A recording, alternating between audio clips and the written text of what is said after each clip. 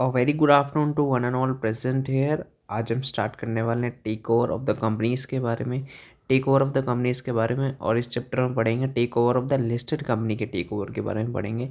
Unlisted company के take over के बारे में नहीं पढ़ेंगे, क्योंकि अनलिस्टेड कंपनी का takeover section 235 of the companies Act 2013 डील करता है अनलिस्टेड कंपनी के टेक ओवर के बारे में। हम इस चैप्टर में पढ़ेंगे लिस्टेड कंपनी के टेक ओवर के बारे में, और वो भी सेबी का SEBI take over code 2011 applicable होता है। एंड टेक ओवर का मीनिंग देखें तो टेक ओवर का कोई भी लीगल मीनिंग नहीं है टेक ओवर कोड में गिवन, बट टेक ओवर का जनरल मीनिंग देखा जाए तो acquisition of the control, control acquire कर रहे हैं हम टारगेट कंपनी पे, सामने वाली कंपनी पे, और जो सामने वाली कंपनी है वो लिस्टेड कंपनी होनी चाहिए, अनलिस्टेड कंपनी नहीं होनी चाहिए। Acquisition of the control over the management, सामने वाली कंपनी के मैनेजमेंट को अक्वायर कर रहे हैं ऑफ द कंपनी। कैसे मैनेजमेंट को अक्वायर कर सकते हैं? मैनेजमेंट को अक्वायर करना मतलब होता है कि उस मैनेजमेंट में हम बोर्ड ऑफ डायरेक्टर्स को अपॉइंट कर सकते हैं या फिर रिमूव कर सकते हैं। ठीक है, तो कैसे एक्वायर कर सकते हैं? दो तरीके से एक्वायर कर सकते हैं। एक होता है शेयर होल्डिंग रूट से, एक होता है अदर रूट से। शेयर होल्डिंग रूट मतलब होता है बिगेस्ट शेयर होल्डर, मतलब उस कंपनी के आप बिगेस्ट शेयर होल्डर बन जाओ। बिगेस्ट शेयर होल्डर का मतलब होता है इतनी आपकी होल्डिंग होनी चाहिए कि आप उस कंपनी के रेजोल्यूशन में खुद ही पार्टिसिपेट करके डायरेक्टर्स को अपॉइंट और रिमूव कर सकते हो। या फिर अदर रूट, जैसे होल्डिंग सब्सिडरी का रूट, उस कंपनी में उस कंपनी की आप एज अ होल्डिंग कंपनी उस कंपनी को होल्ड करते हो। या फिर डेट रूट, उस कंपनी को आप डेट प्रोवाइड करते हो, आपको उस कंपनी के ऊपर कंट्रोल है एज अ डेट। या फिर असेट रूट, आपकी उस कंपनी की मोर देन 50% से ज़्यादा भी असेट्स आप ही होल्ड करते हो।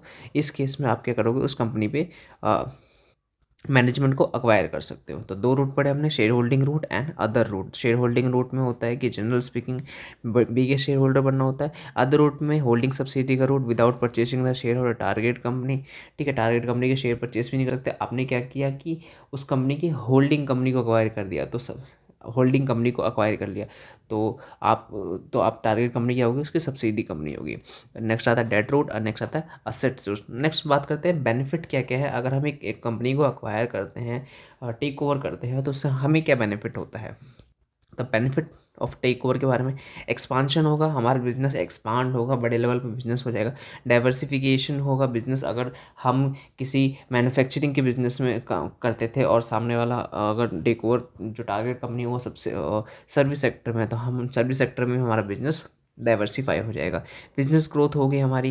रिडक्शन इन कॉम्पिटिटर, हम कॉम्पिटिटर को ही क्या कर रहे हैं? एक्वायर कर रहे हैं, तो जिसकी वजह से हमारा जो कंपटीशन था वो कम हो जाएगा। And increase in the market share, market share obvious बात है, आपका मार्केट शेयर भी मार्केट में बहुत होगा, मार्केट कैप इंक्रीज होगी आपकी।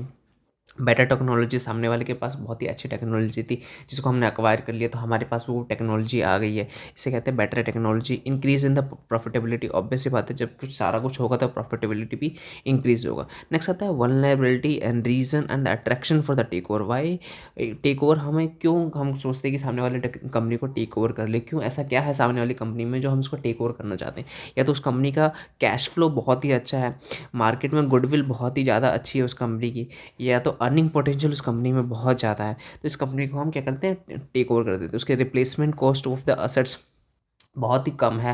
एंड नेक्स्ट आता है no subsidy, number of the subsidy, उस कंपनी की बहुत ज़्यादा सब्सिडी कंपनी है, तो हम चाहते हैं कि उस कंपनी को अगर अक्वायर कर ले तो उसकी सारी सब्सिडी कंपनी भी हमारी हो जाएगी। And the low price of the share price उसका मार्केट में बहुत कम है, जिसकी वजह से हम इजीली उसको अक्वायर कर सकते हैं। जीरो डेट कंपनी, कंपनी में कोई डेट नहीं है। Less share holding with the promoter, promoter के पास जो शेयर होल्डिंग है उस कंपनी की वो बहुत ही ज़्यादा कम है, इस वजह से हम उसको अक्वायर कर सकते हैं। नेक्स्ट आते हैं काइंड्स ऑफ टेक ओवर के बारे में। काइंड्स ऑफ टेक ओवर सबसे पहले आता है फ्रेंडली टेक ओवर या फिर नेगोशिएटेड टेक ओवर।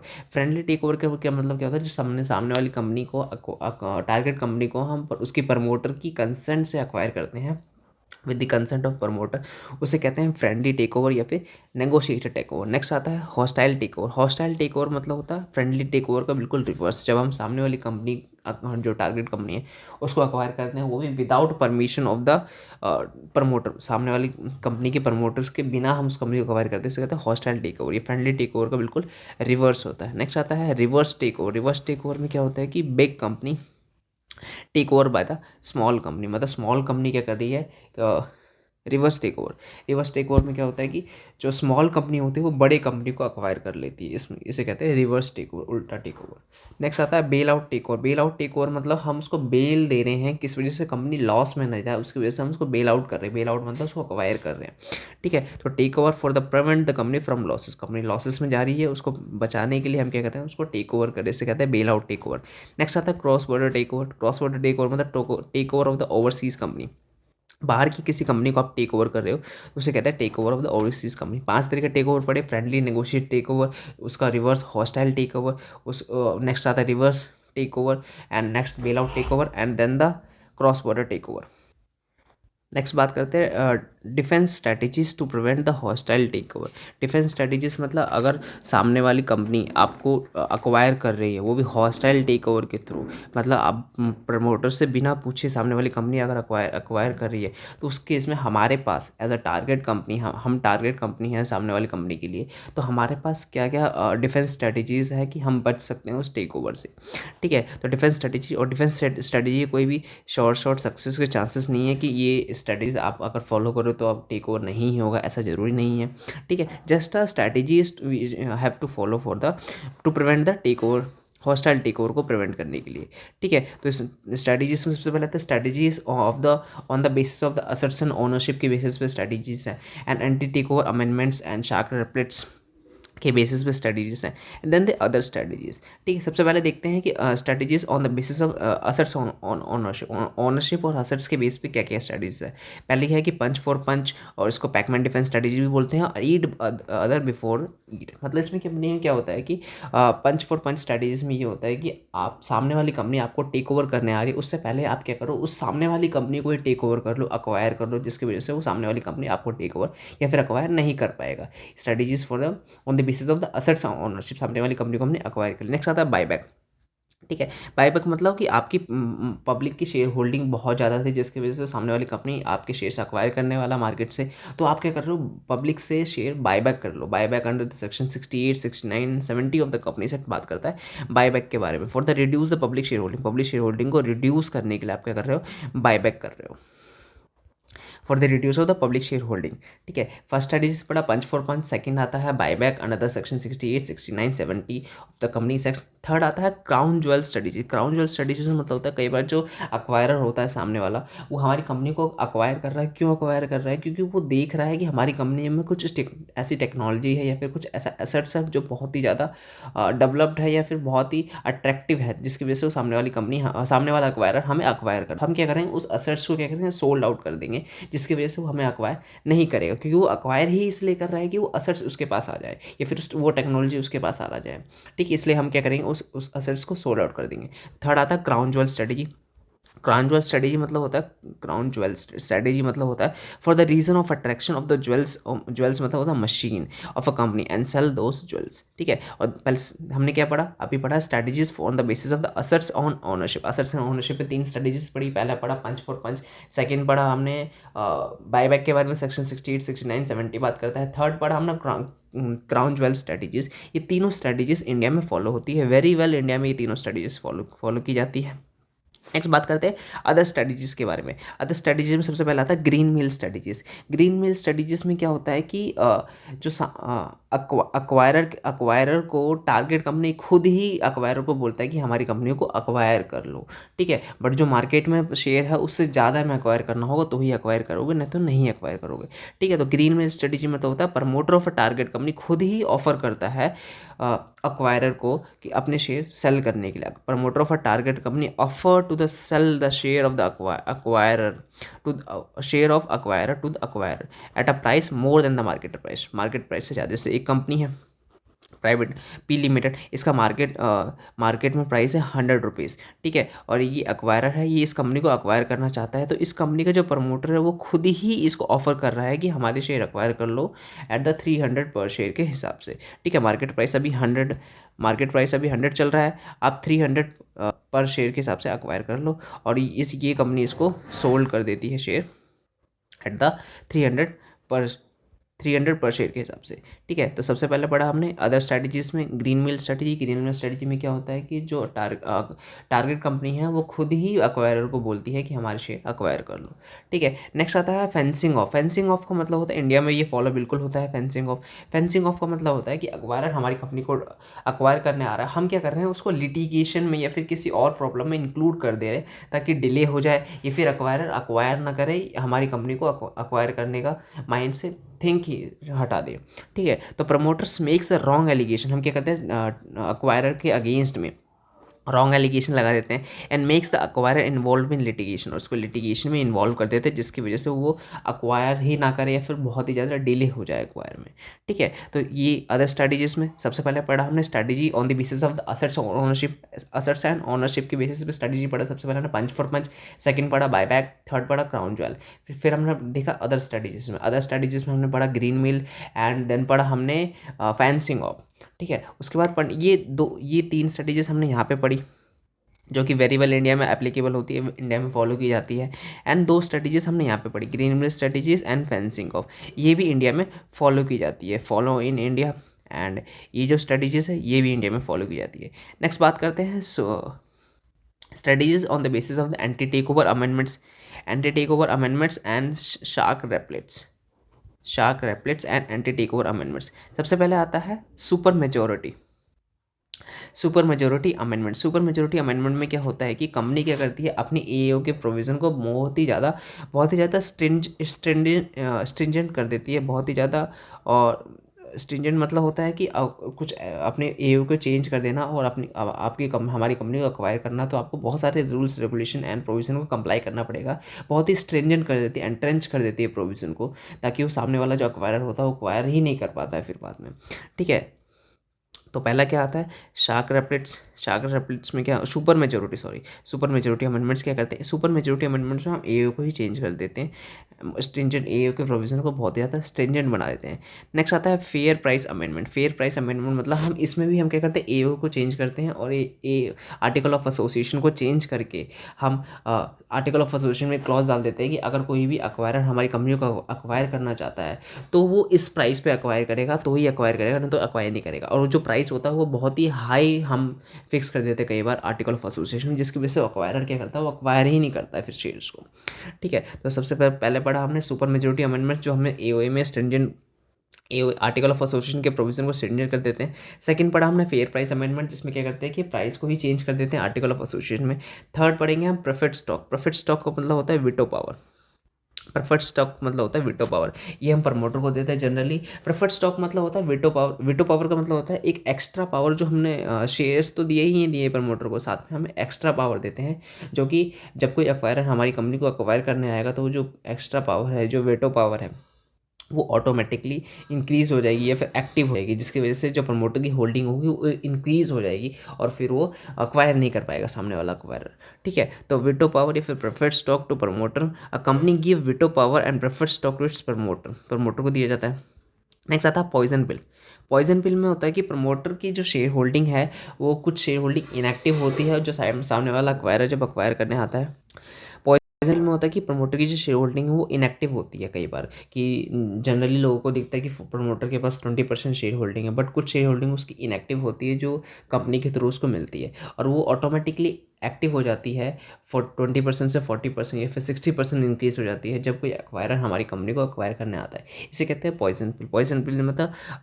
पॉइजन पिल मतलब होता है promoters inactive share holding which become the active if any trying to take over. ठीक है, ये फोर्थ था। फिफ्थ है क्लासिफाइंग बोर्ड। सबसे सबसे पहले पढ़ा हमने strategy on the basis of assets and ownership की बेसिस पे हमने पढ़ा पंच फॉर पंच, जिसे पैकमैन डिफेंस स्ट्रेटेजी भी बोलते हैं। सेकंड पढ़ा बायबैक, थर्ड पढ़ा हमने क्राउन ज्वेल स्ट्रेटेजी। फिर हमने पढ़ा अदर स्ट्रेटेजीज में सबसे पहले पढ़ा हमने ग्रीन मिल स्ट्रेटेजी, नेक्स्ट पढ़ा हमने फेंसिंग ऑफ। फिर हमने पढ़ा strategy on the basis of the anti take over amendments and shark repellents. इसमें फर्स्ट पढ़ा हमने सुपर मेजोरिटी अमेंडमेंट, सेकंड हमने पढ़ा फेयर प्राइस अमेंडमेंट, थर्ड हमने पढ़ा preferred stock, fourth poison pill and fifth पढ़ा हमने क्लासिफाइड बोर्ड। नेक्स्ट बात करते हैं एक ओवरव्यू के बारे में टेक ओवर कोड स्टार्ट कर रहे हैं हम यहाँ से। इसमें एक ओवरव्यू क्या होता है, जो अक्वायरर होता है वो अक्वायरर के ऊपर ही ये जो टेक ओवर कोड 2011 है ये अक्वायरर के ऊपर ही एप्लीकेबल होता है। अक्वायरर पे ही सारे रेगुलेशंस जो टेक ओवर कोड के वो एप्लीकेबल होते हैं। बट कुछ रेगुलेशन जैसे लास्ट के रेगुलेशन नंबर 32-31 ऑलमोस्ट जो रेगुलेशन है वो सामने टारगेट कंपनी के भी ऊपर भी एप्लीकेबल है। ठीक है, तो अक्वायरर पे टेक ओवर कोड एप्लीकेबल होता है। अक्वायरर कौन हो सकता है, कोई भी पर्सन अक्वायरर बन सकता है, चाहे वो इंडिविजुअल हो, चाहे वो इंडियन कंपनी हो, चाहे वो बॉडी कॉर्पोरेट में फॉरेन कंपनी भी इंक्लूड होती है। तो acquirer individual, Indian company and body corporate मतलब फॉरेन कंपनी भी हो सकता है। ठीक है, और जो अक्वायरर जो टारगेट कंपनी होगी, जैसे एक्स लिमिटेड टारगेट कंपनी है, तो target company must be the Indian listed company होनी चाहिए। ठीक है, टारगेट कंपनी इंडियन मस्ट होना चाहिए कि इंडियन लिस्टेड कंपनी होनी चाहिए। एंड जो अक्वायरर होगा वो कोई भी हो सकता है, इंडियन कंपनी, फॉरेन कंपनी या फिर इंडिविजुअल। ठीक है, तो जो अक्वायरर होगा वो टारगेट कंपनी में या तो सब्सटेंशियल शेयर अक्वायर करेगा। ठीक है, सब्सटेंशियल शेयर अक्वायर करेगा मतलब कम से कम सब्सटेंशियल शेयर का मतलब होता है 25% शेयर होल्डिंग एक्वायर करेगा, जो कि रेगुलेशन नंबर 3 में गिवन है। ठीक है, उसके हिसाब से उसको ओपन ऑफर देना पड़ेगा। नेक्स्ट बात करते हैं या तो कंट्रोल अक्वायर करेगा। कंट्रोल रेगुलेशन नंबर 4 बात करता है कंट्रोल अक्वायर करना। कंट्रोल का मतलब होता है विदाउट परचेजिंग द शेयर, आप शेयर परचेज नहीं कर रहे हो। एक तो होता है कि शेयर परचेज करके 25% शेयर होल्डिंग एक्वायर करके आपकी कंपनी में कंट्रोल अक्वायर करे। एक होता है कि 25% शेयर होल्डिंग कंट्रोल अक्वायर ना करे, उसके बाद भी आपकी कंपनी को कंट्रोल करे। तो वह तो होता है होल्डिंग सब्सिडी रिलेशन की वजह से, या फिर डेट रूट की वजह से, या फिर असेट रूट की वजह से। Holding subsidy route, debt route या फिर असेट्स रूट। ठीक है, ये 3 तरीके से वो आपकी कंपनी में कंट्रोल अक्वायर कर सकता है। तो शेयर होल्डिंग अक्वायर कर रहा है तो रेगुलेशन में 3 कंप्लाई करना पड़ेगा। अगर वो अदर देन शेयर होल्डिंग आपकी कंपनी पे कंट्रोल अक्वायर कर रहा है तो रेगुलेशन नंबर 4 उसको कंप्लाई करना पड़ेगा। नेक्स्ट बात करते हैं अक्वायरर जो होता है जिसके ऊपर SEBI take over code 2011 applicable होता है, ये टारगेट कंपनी है। या तो सब्सटेंशियल शेयर अक्वायर करेगा 25% जिसके रेगुलेशन 3 अप्लाई करना पड़ेगा, या फिर कंट्रोल अक्वायर करेगा रेगुलेशन नंबर 4 अप्लाई करना पड़ेगा। जैसे ही वो शेयर अक्वायर करता है रेगुलेशन नंबर 3 या फिर 4, रेगुलेशन नंबर 3 में शेयर सब्सटेंशियल शेयर अक्वायर करता है, रेगुलेशन नंबर 4 में कंट्रोल अक्वायर करता है, तो उसको ओपन ऑफर देना पड़ेगा। ओपन ऑफर का मतलब होता है कि अक्वायरर क्या करेगा, कंपनी के शेयर अक्वायर कर रहा है तो उसको ओपन ऑफर देना पड़ेगा पब्लिक शेयर होल्डर को या फिर पब्लिक शेयर होल्डर जो उस ओपन ऑफर में अपने शेयर्स सोल्ड करना चाहते हैं। ठीक है, तो ओपन ऑफर का मतलब होता है acquirer shall provide exit opportunity to existing share holder. Existing share holder को एग्जिट अपॉर्चुनिटी प्रोवाइड करेगा as per the regulation number 3। Regulation number 3 से रेगुलेशन नंबर 27 बात करता है ओपन ऑफर के बारे में। और डिस्क्लोजर भी देना पड़ेगा stock exchange and target company को, जो कि रेगुलेशन 28-31 बात करता है डिस्क्लोजर के बारे में। एंड नेक्स्ट आता है रेगुलेशन नंबर 32 से लेकर 35 जो कि मिसलीनियस है, एग्जाम प्रोस्पेक्टिव से इंपॉर्टेंट बिल्कुल भी नहीं है। ठीक है, तो रेगुलेशन नंबर 1 से लेकर रेगुलेशन नंबर 35 तक हम इस चैप्टर में पढ़ने वाले हैं। रेगुलेशन नंबर 1 से लेकर रेगुलेशन नंबर 35 तक। रेगुलेशन नंबर 3-27 बात करता है ओपन ऑफर के बारे में। रेगुलेशन नंबर 28-31 बात करता है डिस्क्लोजर्स के बारे में। रेगुलेशन नंबर 32-35 बात करता है मिसलिनियस प्रोविजंस के बारे में। ठीक है, रेगुलेशन नंबर 1 बात करता है शॉर्ट टाइटल कमेंसमेंट के बारे में। रेगुलेशन नंबर 2 ऑब्वियस से बात है डेफिनेशंस के बारे में बात करता है। हमने पढ़ा था कि जो शेयर्स कंट्रोल अक्वायर करेगा, ठीक है, कंट्रोल अक्वायर करने का मतलब क्या होता है, कंट्रोल अक्वायर करने का मतलब होता है कि हम टारगेट कंपनी में अपने मेजोरिटी ऑफ डायरेक्टर्स को अपॉइंट कर सकते हैं या फिर मेजोरिटी ऑफ डायरेक्टर्स को रिमूव कर सकते हैं। ठीक है, ये तो कंट्रोल अक्वायर करेगा। कैसे कंट्रोल अक्वायर करेगा, बिगेस्ट शेयर होल्डर्स बन के। नेक्स्ट आता है right to control the management भी कंट्रोल कर सकते हो। मैनेजमेंट कैसे कंट्रोल कर सकते हो, हमने पढ़ा अभी डेट रूट के थ्रू, होल्डिंग सब्सिडी के रूट के थ्रू, या फिर असेट रूट के थ्रू। डेट रूट के थ्रू, होल्डिंग सब्सिडी के रूट के थ्रू, या फिर असेट रूट के थ्रू हम मैनेजमेंट कंट्रोल कर सकते हैं। नेक्स्ट आता है right to take policy decision making में अगर हमारा राइट है कि हम उस कंपनी की पॉलिसी को चेंज कर सकते हैं या फिर अपनी पॉलिसी फ्रेम करवा सकते हैं उस कंपनी में, तो वो भी एक तरीके से आप अपनी उसकी सामने वाली कंपनी में कंट्रोल अक्वायर कर रहे हो, जैसे जेट एयरवेज वर्सेस एथियाल में हुआ था।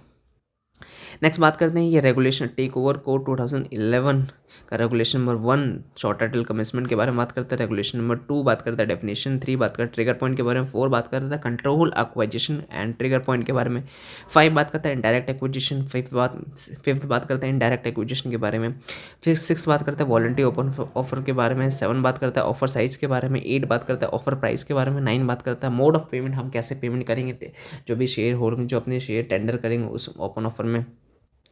10 बात करता है एग्जम्पशन, 11 बात करता है एग्जम्पशन बाय द सेबी के like exemption by the SEBI, management to open offer.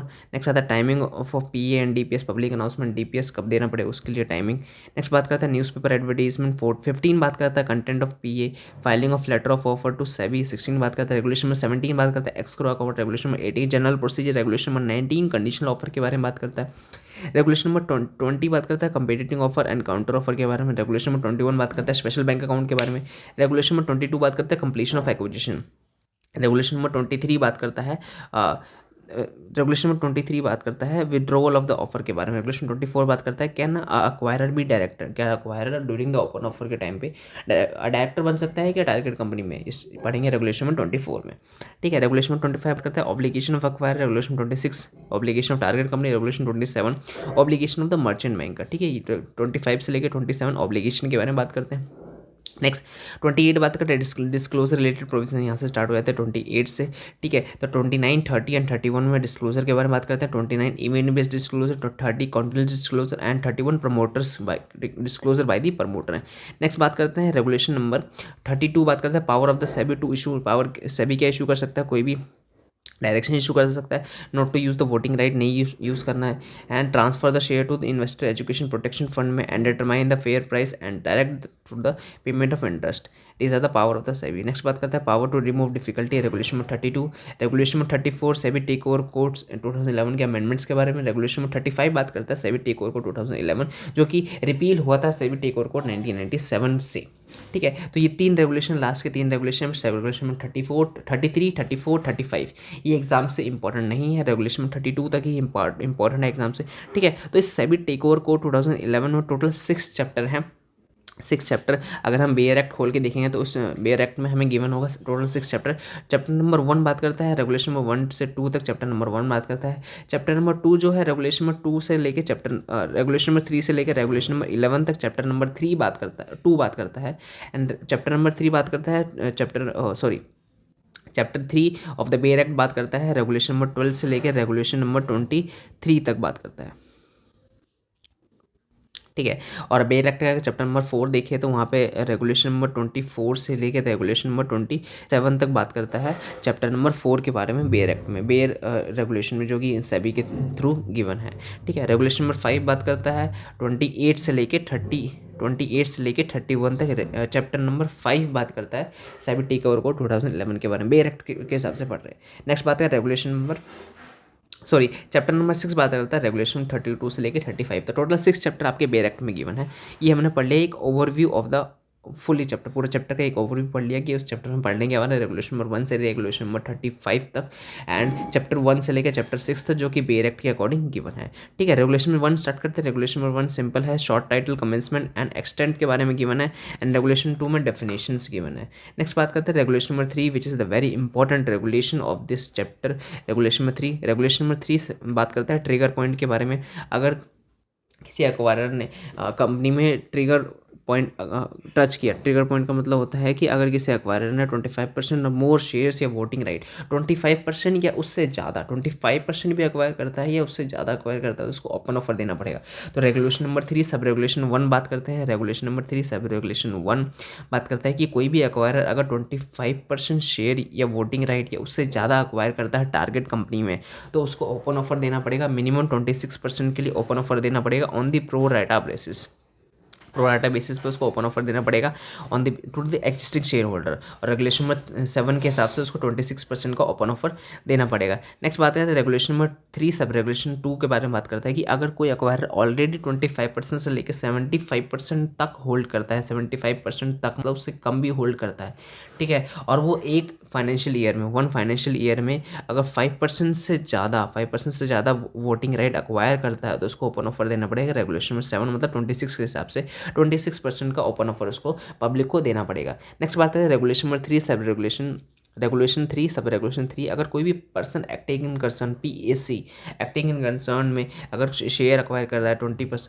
Individually capacity में उसको अगर वो शेयर 25% या उससे ज़्यादा एक्वायर करता है ठीक है। जैसे एक एक्वायरर है और एक पीएससी है, पीएससी ने अपने 5% शेयर एक्वायरर को सोल्ड कर दिए, इसके 25% शेयर हो गए।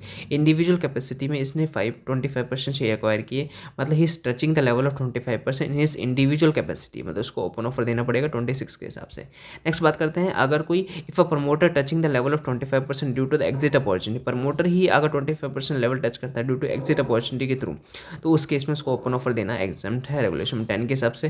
नेक्स्ट बात करते हैं रेगुलेशन नंबर 3 सब रेगुलेशन 5, ये उस कंपनी के लिए है जो कंपनी आईजीपी पे लिस्टेड है। ऐसी कंपनी जो इंडियन ग्रोथ प्लेटफॉर्म पे सभी की मेन बोर्ड पे लिस्टेड नहीं है, सभी की आईजीपी प्लेटफॉर्म पे लिस्टेड है, तो उसके लिए जो मिनिमम ट्रिगर पॉइंट यहाँ पे 25% हमने पढ़ा था, मिनिमम ट्रिगर पॉइंट अगर कोई 25% अक्वायर करता है तो उसको 26% का ओपन ऑफर देना पड़ेगा। इसमें क्या है कि अगर कोई कंपनी आईजीपी पे लिस्टेड है, जो मिनिमम ट्रिगरिंग पॉइंट वहाँ पे ट्रिगर पॉइंट 49% है, ना कि 25%। ठीक है। तो अगर कोई 25% 49% शेयर एक्वायर करता है और वो कंपनी टारगेट कंपनी आईजीपी पे लिस्टेड है, तो उसके ऊपर रेगुलेशन नंबर 3 एप्लीकेबल हो जाएगा। नेक्स्ट बात करते हैं रेगुलेशन नंबर 4 के बारे में। रेगुलेशन नंबर 4 कंट्रोल के बारे में बात करता है कि आपकी शेयर होल्डिंग कितनी भी हो उससे हमें मतलब नहीं है। अगर आप सामने वाली company irrespective of the share holding, अगर आप सामने वाली कंपनी में अक्वायर कर रहे हो, कंट्रोल अक्वायर कर रहे हो, कंट्रोल अक्वायर करने का मतलब controlling the composition of the board of directors की कंपोजिशन को आप कंट्रोल कर रहे हो, मेजोरिटी ऑफ डायरेक्टर्स अपॉइंट कर सकते हो, मेजोरिटी ऑफ डायरेक्टर्स को रिमूव कर सकते हो, कंट्रोलिंग द मैनेजमेंट कंट्रोल कर रहे हो, या फिर पॉलिसी डिसीजन मेकिंग में आप कंट्रोल कर रहे हो, उस केस में आपको टारगेट कंपनी को या फिर ओपन ऑफर देना पड़ेगा आपको 26% का एज पर द रेगुलेशन 7 के हिसाब से। ठीक है। उस केस में अगर आप कंट्रोल भी एक्वायर करो, आपकी शेयर होल्डिंग कितनी भी है हमें मतलब नहीं है, अगर आप कंट्रोल एक्वायर कर रहे हो, कंपोजिशन ऑफ बोर्ड का कंट्रोल मैनेजमेंट कर रहे हो, या फिर पॉलिसी डिसीजन मेकिंग में पार्टिसिपेट कर रहे हो, तो उस केस में भी आपको पब्लिक को ओपन ऑफर देना पड़ेगा for the 26% minimum.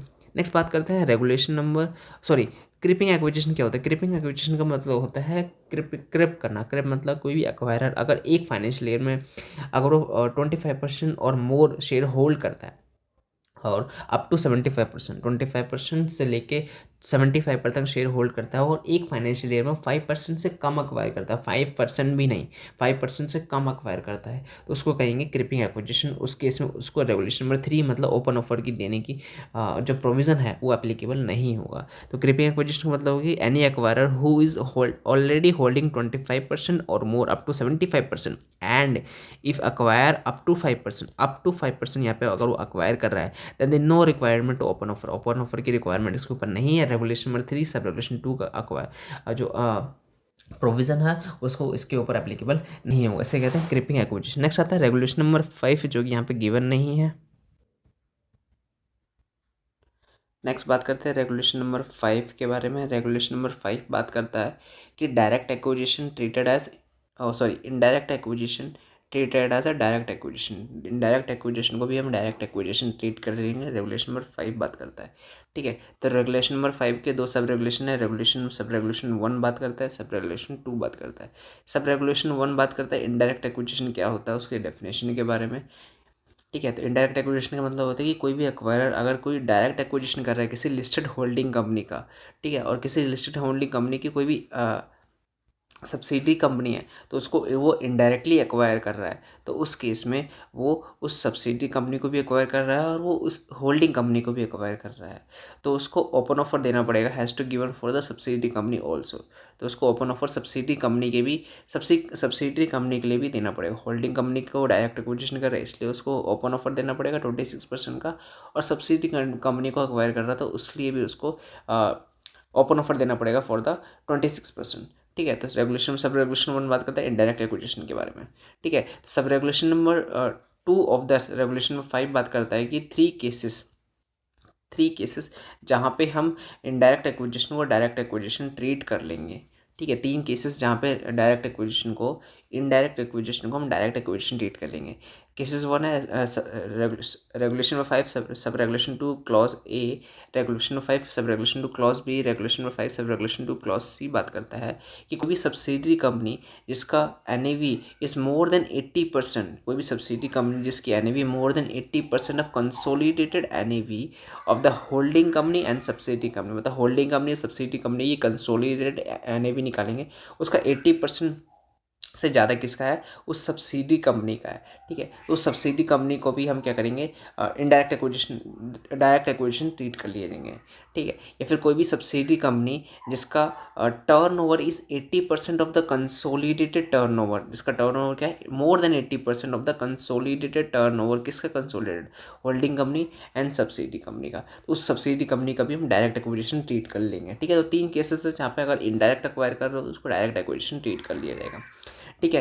Regulation number 5 sub regulation two clause C बात करता है कि कोई भी सब्सिडी कंपनी जिसकी market cap is more than 80%, market cap जिसकी more than 80% of the and holding company की एंटरप्राइज वैल्यू, होल्डिंग कंपनी की एंटरप्राइज वैल्यू से मोर देन 80% उसकी मार्केट कैप है, उस सब्सिडी कंपनी को भी हम क्या करेंगे, डायरेक्ट एक्विजिशन ट्रीट कर लेंगे। ठीक है। तो indirect acquisition treated as direct acquisition in 3 cases में। नेक्स्ट बात करते हैं रेगुलेशन नंबर 6 के बारे में। रेगुलेशन नंबर 6 बात करता है वॉलंटरी ओपन ऑफर के बारे में, कि हम वॉलंटरी ओपन ऑफर दे सकते हैं कि नहीं। कोई भी एक्वायरर जो 25% और मोर शेयर होल्ड करता है, 25% और मोर वोटिंग राइट होल्ड करता है, और वो 0% एक्विजिशन कर रहा है इन प्रीसीडिंग 52 वीक, पिछले 52 हफ्तों में वो 0% एक्विजिशन किया उसने टारगेट कंपनी का, या फिर 25% और मोर वोटिंग राइट होल्ड करता है, या फिर एक्वायर किया उसने 52 वीक में वो भी 5% से कम एक्वायर किया है, तो उसको इसमें वो वॉलंटरी ओपन ऑफर देने के लिए एलिजिबल हो जाता है, वो वॉलंटरी ओपन ऑफर दे सकता है। तो रेगुलेशन 6 बात करती है eligible to make voluntary open offer after offer for the minimum 10% through the letter of offer के थ्रू, not by the market purchase. अगर कोई एक्वायर है जो 25% और मोर वोटिंग होल्ड करता है और मोर देन 5% अगर उसने एक्विजिशन किया है इन 52 वीक्स में, तो उस केस में वो एलिजिबल नहीं है। या तो कोई 0 एक्विजिशन हो या फिर 5% से कम एक्विजिशन हो, उस केस में वो वॉलंटरी ओपन ऑफर दे सकता है। वॉलंटरी ओपन ऑफर देने के बाद वो नेक्स्ट 6 मंथ में कोई भी शेयर एक्वायर नहीं करेगा टारगेट कंपनी में। ठीक है। Acquisition acquisition of the share not allowed for the next 6 month after the voluntary open offer. Voluntary open offer देने के बाद उस टारगेट कंपनी में कोई भी शेयर होल्ड नहीं करेगा। ठीक है। कर सकता है, एक्सेप्शन है, अगर through the another open offer किसी और कंपनी के ओपन ऑफर में एक्वायर कर सकता है, या फिर थ्रू दी कॉम्पिटिटिंग ऑफर के थ्रू उसने कोई शेयर एक्वायर किया है। ठीक है। या फिर बोनस इशू के थ्रू कोई शेयर एक्वायर किया है, या फिर स्टॉक स्पिरिट के थ्रू स्टॉक शेयर एक्वायर किया है, तो एक्विजिशन अलाउ है टारगेट कंपनी में। ठीक है। नेक्स्ट बात करते हैं रेगुलेशन नंबर 7 के बारे में। रेगुलेशन नंबर 7 ऑफर साइज के बारे में बात करता है। रेगुलेशन नंबर 7 बात करता है कि अगर आप मैंडेटरी ऑफर दे रहे हो तो कम से कम 26% का होना चाहिए। रेगुलेशन नंबर 3 सब रेगुलेशन 1 सब रेगुलेशन 2 बात करता है। रेगुलेशन नंबर 4 भी मैंडेटरी ऑफर के बारे में बात करता है। रेगुलेशन नंबर 5 भी मैंडेटरी ओपन ऑफर के बारे में बात करता है। वॉलंटरी ऑफर कम से कम 10% का होना चाहिए, जो कि रेगुलेशन नंबर 6 बात करता है। ठीक है। नेक्स्ट बात करते हैं acquisition shall increase, acquirer shall increase the voluntary offer from the 10% to 26% if he crosses the limit of creeping acquisition. अगर क्रीपिंग एक्विजिशन हमने पहले पढ़ा, अगर 5% से ज़्यादा एक ईयर में एक्वायर करता है उसे कहते हैं क्रीपिंग एक्विजिशन। ठीक है। अगर वो क्रीपिंग एक्विजिशन की लिमिट को क्रॉस करता है, उसका जो वॉलंटरी ओपन ऑफर होगा 10% से 26% तक इंक्रीज हो सकता है। ठीक है। तो रेगुलेशन 7 बात करता है ऑफर साइज के बारे में, मैंडेटरी ऑफर या फिर वॉलंटरी ऑफर। मैंडेटरी ऑफर हम रेगुलेशन 3 सब रेगुलेशन 1 सब रेगुलेशन 2 के हिसाब से देते हैं, एंड रेगुलेशन में 4 रेगुलेशन 5 के हिसाब से मैंडेटरी ऑफर देते हैं, एंड 26% का देते हैं, जिसको ट्रिगर पॉइंट भी बोलते हैं। वॉलंटरी ओपन ऑफर हम खुद अपनी ओन विल पे देते हैं रेगुलेशन नंबर 6 के हिसाब से। इसमें मिनिमम ऑफर 10% का होता है, इसको ट्रिगर पॉइंट नहीं बोलते। नेक्स्ट बात करते हैं रेगुलेशन नंबर 8 बात करता है ऑफर साइज के बारे में। रेगुलेशन नंबर 8 बात करता है ऑफर साइज के बारे में, कि ऑफर प्राइस के बारे में बात करता है। रेगुलेशन नंबर 8 बात करता है ऑफर प्राइस के बारे में। रेगुलेशन नंबर 7 बात करता है ऑफर साइज के बारे में। ऑफर प्राइस मतलब अगर हम ऑफर प्राइस जो भी हम share tender public share holder जो भी अपने शेयर टेंडर करेगा, उनको हम किस प्राइस पे उनके शेयर परचेज करने वाले हैं। तो ऑफर प्राइस क्या होगा, ऑफर प्राइस निकालने के लिए तो पहले तो ये देखेंगे कंपनी के शेयर्स फ्रीक्वेंटली ट्रेडेड है या फिर इनफ्रीक्वेंटली ट्रेडेड है। ठीक है। अगर कंपनी के शेयर्स फ्रीक्वेंटली ट्रेडेड है तो ये प्राइस निकालेंगे। इस प्राइस में जो भी हायर आएगा वही हमारा लोअर प्राइस होगा, किस चीज़ के लिए, वॉलंटरी ऑफर प्राइस के लिए। ठीक है। अगर कंपनी के शेयर इनफ्रीक्वेंटली ट्रेडेड है तो ये प्राइस निकालेंगे। इस प्राइस में से जो भी हायर आएगा which is the lower price, वो लोअर प्राइस होगा किस चीज़ के लिए, वॉलंटरी ऑफर प्राइस के लिए। ठीक है। तो lower of the below 2 price. ठीक है। तो पहले देखेंगे highest negotiated price as per the share price agreement SPA। ठीक है। SPA के through share price purchase agreement के थ्रू जो भी प्राइस आएगा, ठीक है, उसको यहाँ लिखेंगे। उसके बाद volume weighted average price during the 52 weeks का वॉल्यूम वेटेड एवरेज प्राइस क्या है, ड्यूरिंग द 26 वीक का वॉल्यूम वेटेड एवरेज प्राइस क्या है। ठीक है। And last 60 days trading days का वॉल्यूम वेटेड एवरेज प्राइस क्या है उसको यहाँ लिखेंगे। इसमें से जो भी हायर प्राइस आएगा वो हो जाएगा हमारे लिए lower price for the offer price. ठीक है, नेक्स्ट बात करते हैं, अगर कंपनी के शेयर इनफ्रीक्वेंटली ट्रेड है तो हम पहले चेक करेंगे कि शेयर परचेस एग्रीमेंट के थ्रू क्या प्राइस आया। ठीक है, उसके बाद volume weighted average price last during the 52 week and volume weighted average price of the during the 26 week. ठीक है, जो भी प्राइस आया वो यहाँ लिखेंगे। उसके बाद price determined by the manager and acquirer और मैनेजर की कंसल्टेशन के थ्रू अगर कोई प्राइस एक्वायर है तो वो यहाँ लिखेंगे, और इनमें से जो भी हायर प्राइस होगा वो बन जाएगा हमारे lower price for the offer price. Next बात करते हैं रेगुलेशन नंबर 9 बात करता है मोड ऑफ पेमेंट के बारे में, कि हम जो भी public share holder shares tender करेंगे तो उनको हम पेमेंट कैसे देने वाले हैं। ठीक है, तो जो भी टारगेट कंपनी है अक्वायर टारगेट कंपनी को अक्वायर करेगा एंड एग्जिस्टिंग शेयर होल्डर को क्या करेगा, ओपन ऑफर देगा उनके शेयर्स परचेज करने के लिए। तो हम उसको कैसे कंसिडरेशन कैसे देने वाले, पेमेंट कैसे देने वाले, या तो हम उन पब्लिक शेयर होल्डर को कैश में पेमेंट करेंगे या फिर equity share of the listed company की इक्विटी शेयर देंगे उनको, अक्वायरर की कंपनी या फिर पीएससी की कंपनी में पर्सन एक्टिंग इन कंसर्न की कंपनीज की, या फिर नॉन कन्वर्टेबल डिवेंचर्स देंगे जो कि लिस्टेड कंपनी का होना चाहिए, अक्वायरर की कंपनी या फिर पीएससी की कंपनी की लिस्टेड कंपनी का, या फिर कन्वर्टेबल डिवेंचर्स देंगे जो कि कन्वर्ट हो जाएगा लिस्टेड कंपनी की इक्विटी शेयर्स में। ठीक है, लिस्टेड कंपनी की इक्विटी सिक्योरिटीज में, कौन सी कंपनी, अक्वायरर की कंपनी या फिर पीएससी की कंपनी में। ठीक है, या फिर कॉम्बिनेशन, इन सबका कॉम्बिनेशन करके हम कोई भी कंसिडरेशन हम public share existing share holders को दे सकते हैं। नेक्स्ट बात करते हैं रेगुलेशन नंबर 10 के बारे में। रेगुलेशन नंबर 10 बात करता है एग्जम्पशंस के बारे में, कि एग्जम्पशंस हमें मतलब अगर हम 25% का ट्रिगर पॉइंट टच करेंगे तो उस केस में हमें ओपन ऑफर देने, जहाँ पे हमें public announcement and detail public statement या फिर ओपन ऑफर देने की रिक्वायरमेंट नहीं है। वो कौन कौन से केसेस हैं, रेगुलेशन में 10 बात करता है एग्जम्पशन के बारे में। General exemptions where the PAD public announcement detailed public statement is not required and no open offer has to be given if the made by the open offer is triggered। ठीक है, सबसे पहले आता है conversion of equity shares of the SR voting right in the ordinary share. अगर कोई SR voting right ordinary share में convert हो, इस केस में आपको ओपन ऑफर देने की जरूरत नहीं है।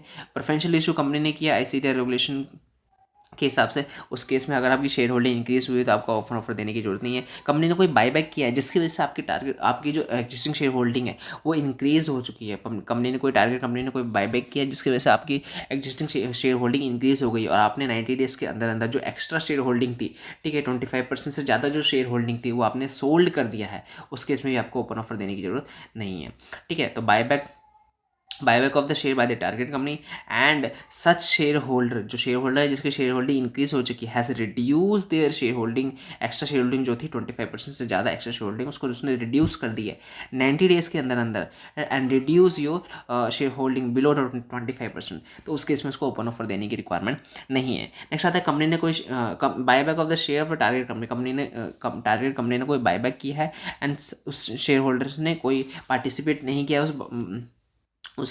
पार्टिसिपेट नहीं किया उस बायबैक में, उस केस में भी उसको ओपन ऑफर देने की जरूरत नहीं है। तो buyback of the share of a target company and such share holders, buyback किया है कंपनी ने और जिसकी वजह से उसकी शेयर होल्डिंग इंक्रीज हो गई है और उस बायबैक में उसने रेजोल्यूशन में पार्टिसिपेट ही नहीं किया था, वोटिंग ही नहीं किया था फेवर में, तो उस केस में भी उसको ओपन ऑफर देने की जरूरत नहीं है। ठीक है, तो buyback of the shares of the target company and such share holders such shareholder did not vote in the favor of buyback if the shareholders resolution and person did not vote in the favor of the buyback if the board resolution।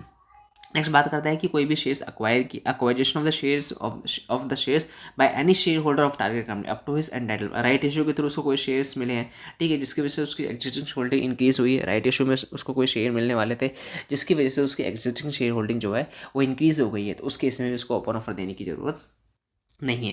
Next बात करते हैं acquisition of the share bye any share holder of target company beyond his entitlement, मतलब उसने right issue में भी share acquire किए हैं और कोई किसी और को भी राइट इशू में शेयर्स मिल रहे थे और उसने अपने शेयर्स एक्वायरर को ही दे दिए साथ में, ठीक है, उस एक्वायरर को भी फिर उसको ओपन ऑफर देने की जरूरत नहीं है। ठीक है, तो acquisition of the shares by any shares of a target company beyond his entitle, जितना उसको राइट इशू में मिलने वाला था, जितना पोर्शन, उस पोर्शन से ज़्यादा उसने राइट इशू में एक्वायर किया है, ठीक है, pursuant to the right issue and subject to the fulfilment of following condition, the acquirer has not renounce, उसने अपने शेयर्स को रेनाउंस नहीं किया है, वेव ऑफ नहीं किया है राइट इशू में। ठीक है, एंड जो शेयर एक्वायर किया वो एक्स राइट प्राइस से ज़्यादा नहीं है। ठीक है, एक्स राइट प्राइस मतलब मार्केट प्राइस से ज़्यादा नहीं है, the price at which right is made is not higher than the ex right price.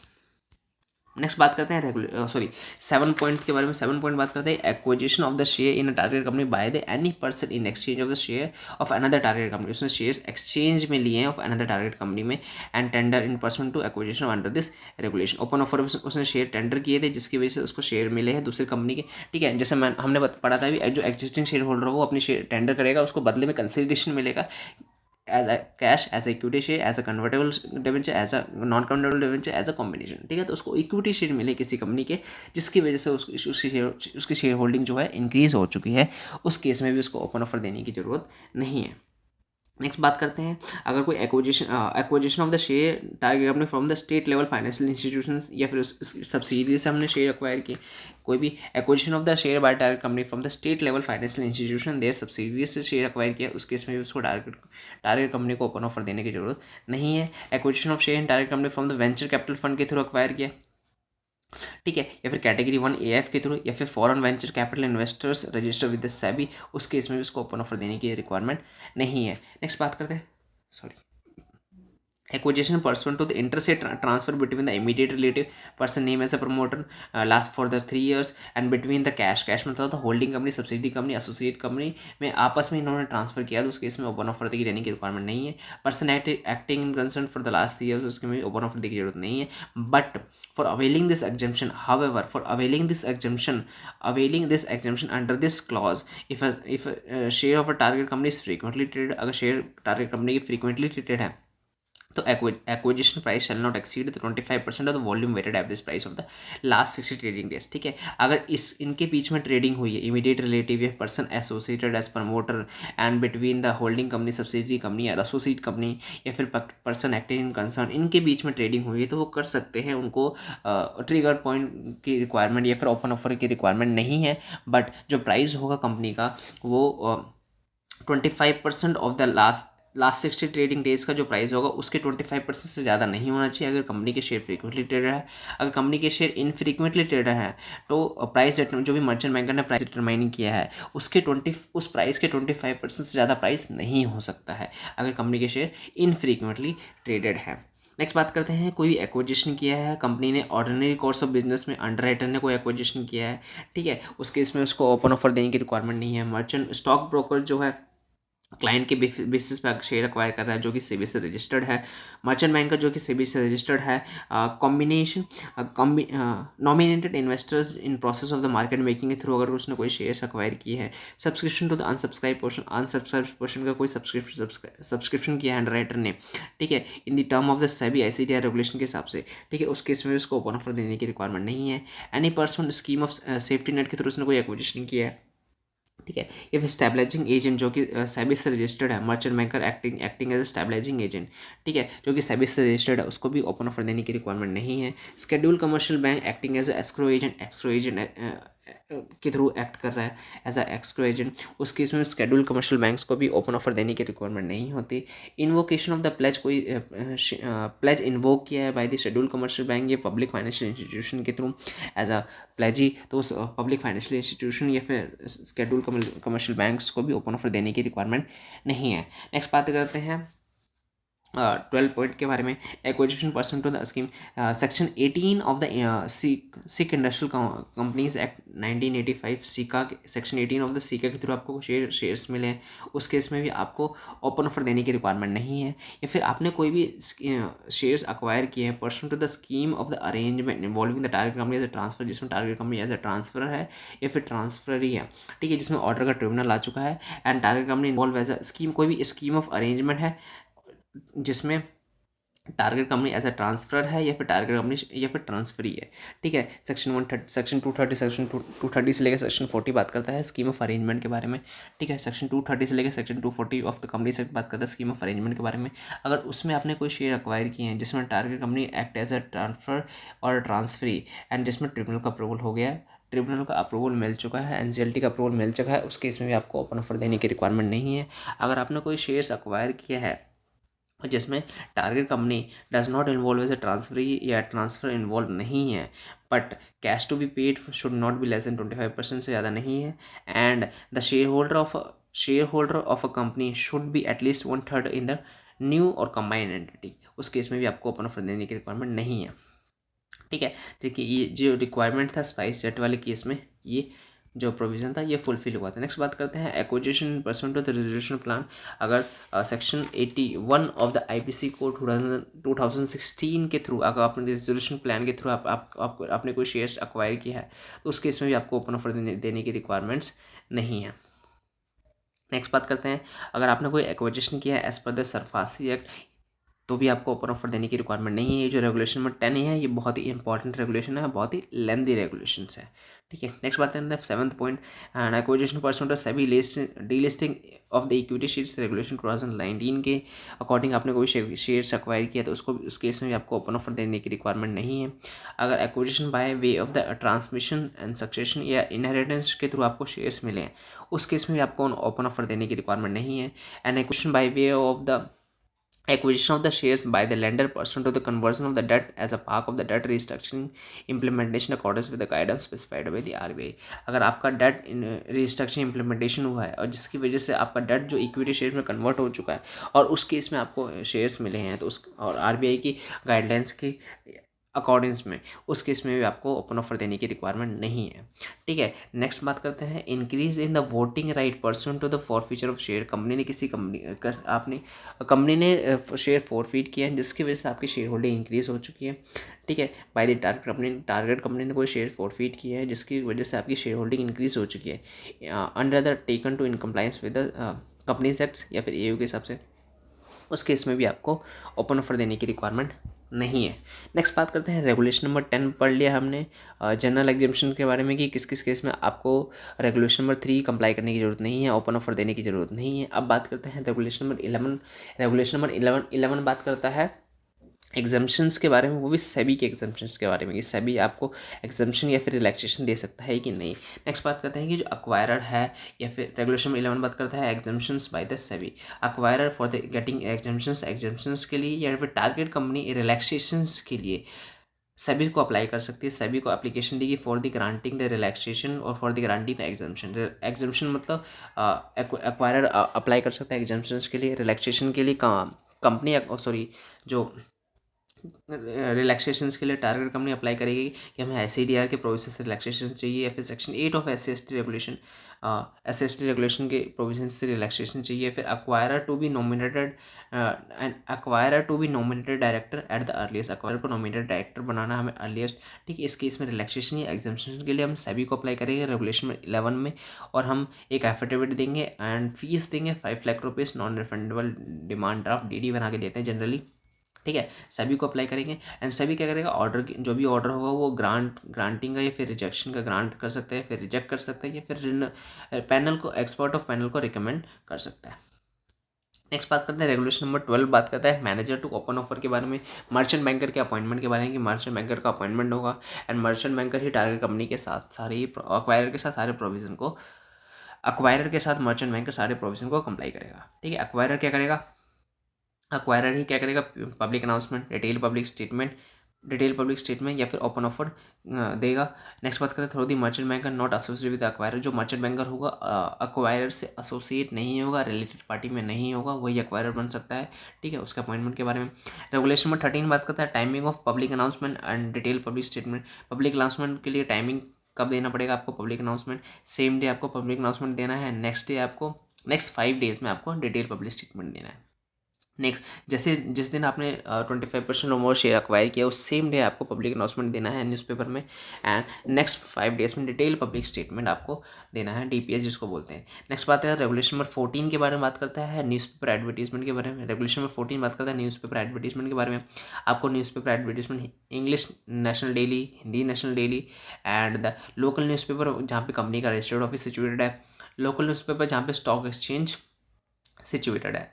ठीक है, रेगुलेशन नंबर 15 बात करता है content of the PA, public announcement जो भी आप दोगे सेम डे, उसमें क्या क्या कंटेंट होगा, name and identity of the acquirer and उसकी आइडेंटिटी के बारे में, पर्सन एक्टिंग इन कंसर्न्स की detail, name and identity of the target company की detail, and then offer price क्या होने वाला, ऑफर साइज़ क्या होने वाला है, ऑफर प्राइस क्या होने वाला है, मोड ऑफ कंसिडरेशन क्या होने वाला है, जो कि रेगुलेशन नंबर 9 के हिसाब से। और ये सारी चीज़ें मिस स्टेटमेंट नहीं होनी, मिस स्टेटमेंट या मिसलीडिंग नहीं होनी चाहिए। नेक्स्ट बात करते हैं रेगुलेशन नंबर 16 बात करता है filing of letter of offer to SEBI. SEBI को लेटर ऑफ ऑफर कब फाइल करेंगे, सेम डे आपको पब्लिक अनाउंसमेंट देना है, नेक्स्ट 5 डेज में डीपीएस देना है, डिटेल पब्लिक स्टेटमेंट। उसके नेक्स्ट डीपीएस के 5 दिन के अंदर अंदर, 5 दिन बाद आपको, 5 दिन के अंदर अंदर आपको लेटर ऑफ ऑफर किसको देना है, स्टॉक एक्सचेंज को देना है लेटर ऑफ ऑफर।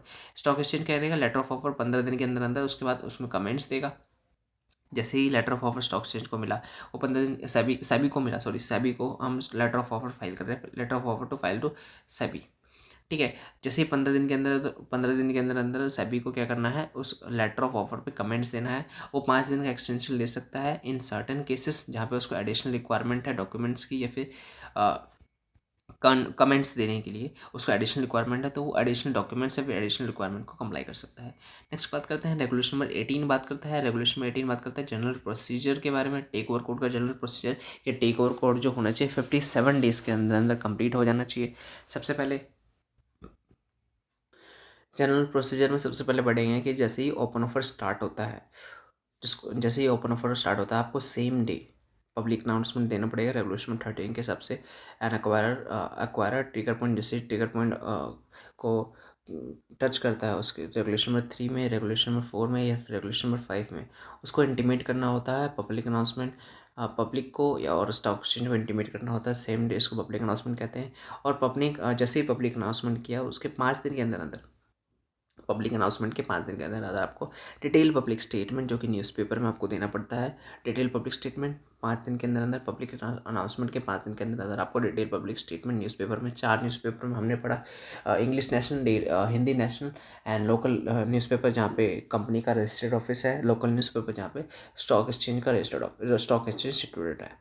ठीक है, उसके बाद जैसे ही डीपीएस पीए के 5 दिन के अंदर अंदर आपको डीपीएस देना है, एंड डीपीएस के 2 दिन पहले ही आपको एस्क्रो अकाउंट ओपन करना है। डीपीएस के 2 दिन पहले आपको एस्क्रो अकाउंट देना है, और डीपीएस के 5 दिन के अंदर अंदर आपको लेटर ऑफ ऑफर फाइल करना है स्टॉक एक्सचेंज को, सेबी को एंड टारगेट कंपनी को। Stock exchange, SEBI and target company को 5 दिन के अंदर अंदर लेटर ऑफ ऑफर फाइल करना है। और जैसे ही लेटर ऑफ ऑफर फाइल किया उसके 15 दिन के अंदर अंदर सेबी अपने उस लेटर ऑफ ऑफर पर कमेंट्स देगा, एंड लेटर 15 दिन से 5 दिन का एक्सटेंशन भी ले सकता है SEBI to need the additional documents को वेरीफाई करने के लिए, या फिर एडिशनल डॉक्यूमेंट्स को चेक करने के लिए। ठीक है, तो 15 दिन के अंदर अंदर सभी क्या करेगा, कमेंट्स देगा उस लेटर ऑफ ऑफर के। जैसे सभी ने कमेंट्स दिया, जैसे ही सेबी ने उस लेटर ऑफ ऑफर पे कमेंट्स दिया, उस कमेंट्स के 7 दिन के अंदर अंदर आपको क्या करना, उस लेटर ऑफ ऑफर, जो फाइनल लेटर ऑफ ऑफर होगा सेबी की कमेंट्स को इंक्लूड करके, उस लेटर ऑफ ऑफर को आप शेयर होल्डर्स को दोगे, जो भी एग्जिस्टिंग शेयर होल्डर होंगे टारगेट कंपनी के। एंड जैसे सेबी के कमेंट्स आए उसके 12 दिन के अंदर अंदर opening of tender period open हो जाएगा। जितने भी एग्जिस्टिंग शेयर होल्डर होंगे वो आगे अपने शेयर्स को टेंडर करेंगे, जिनको शेयर सोल्ड करना होगा वो शेयर्स को सोल्ड करेंगे। एग्जिस्टिंग शेयर होल्डर जो भी होंगे, टेंडर पीरियड ओपन हो जाएगा। And acquirer open of tender period में, जो टेंडर पीरियड होगा मिनिमम 10 डेज़ के लिए ओपन रहेगा, उसके लिए वो, उसके बाद वो टेंडर पीरियड क्लोज हो जाएगा। ठीक है, 10 days for the tender period 10 days का होगा। जैसे ही टेंडर पीरियड ओपन होगा उसके 10 डेज़ के अंदर अंदर जो टेंडर पीरियड होगा क्लोज हो जाएगा, जिसे कहते हैं क्लोजिंग ऑफ टेंडर पीरियड। ठीक है, जैसे ही टेंडर पीरियड क्लोज हुआ